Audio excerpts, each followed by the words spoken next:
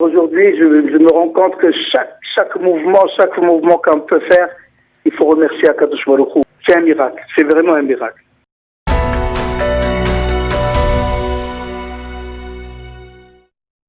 Rav Asher Bitton, bonjour, Boker Tov. Boker Tov, Chodesh Tov Uvorach. Merci d'être avec nous ce matin. Alors, nous sommes en pleine fête de Hanouka et puis nous débutons un mois de Tevet que l'on espère bien entendu être un mois de joie. Et avec vous, on ne peut que parler de ce miracle qui vous est arrivé il y a de cela quelques mois en septembre dernier. Je voudrais que vous nous racontiez un peu ce qui vous est arrivé à l'époque, à la suite d'une attaque de missiles contre la ville d'Ashdod. Alors voilà, j'ai eu l'habitude, là, je prie sur moi une petite mitzvah que chaque soir je fais la tournée des quelques boulangeries et je prends ce qu'il leur reste et je les distribue ici dans le quartier. À des personnes nécessiteuses. À des personnes nécessiteuses. Alors, il y a dans un quartier que, en général, je passe pas là-bas, il y a un autre monsieur qui le fait et qui me les amène, il m'amène tout ce qui reste et moi je le distribue ici. Alors, ce monsieur-là était en quarantaine cette semaine, dans la semaine. Alors, je ne devais pas être là-bas, mais en réalité. Et bien sûr, c'est là, il a fait que ce soit moi. J'ai été et je suis sorti pour... voilà, je me suis garé à côté de la boulangerie et le monsieur m'a dit il vaut mieux que vous prenez la voiture de là-bas, il vaut mieux que ça soit pas, vous risquez de prendre un PV. Mm-hmm. Alors je suis sorti pour le démarrer, ça n'a pas marché, ça marche pas. Je n'ai pas réussi à le démarrer. Alors je suis sorti, voilà, la sirène a commencé j'entre la sirène. L'alerte rouge. Alors, l'alerte rouge. Alors, je savais pas quoi faire et je voulais rentrer à la boulangerie, mais on m'a dit non, il vaut mieux rester dehors. Alors, tous les gens sont sortis dehors. Il y avait une vingtaine de personnes à côté de moi. Et voilà, l'ici est tombé. Je suis à un coup dans le côté gauche. À combien de vous il est tombé, le missile? À une quinzaine de mètres, oui, juste l'autre côté du trottoir, sur le canyon les Ashdod. Le sang, oui. Voilà. Et voilà, j'ai perdu connaissance juste après, quelques minutes.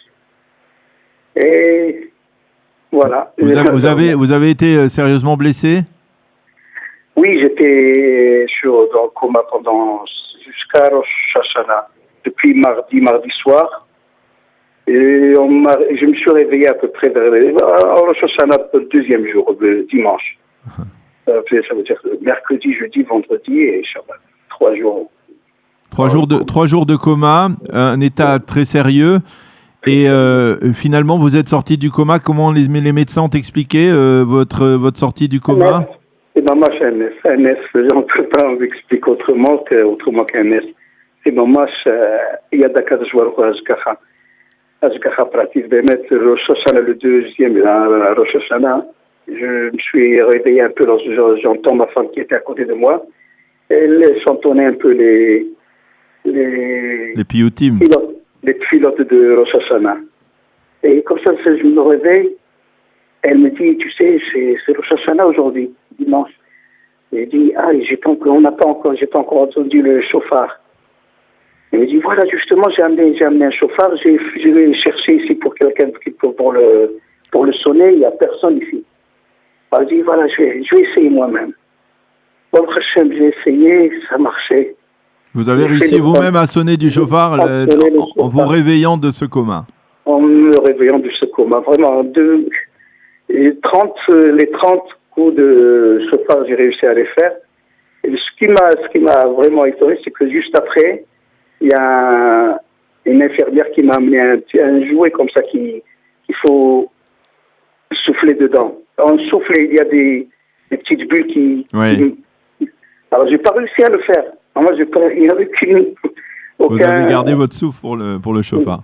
le chauffage est réussi. Pour ça, j'ai pas réussi à le faire. Alors hier, je suppose que vous étiez très ému puisque hier, vous avez allumé la 6e bougie de Hanouka dans l'hôpital de Asouta Ashdod où vous avez été soigné.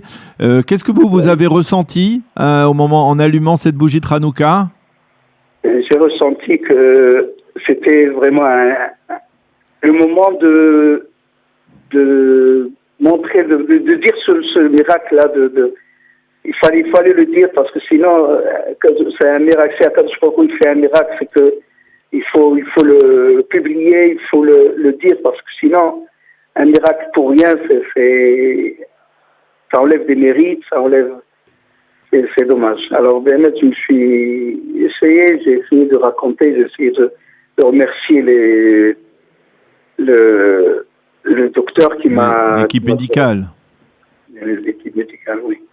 Baruch Hashem, c'était vraiment un miracle. Lui-même, le docteur, le professeur m'a dit que c'était vraiment un grand miracle et qu'il fallait le publier. Et la leçon que l'on peut tirer de ce qui vous est arrivé?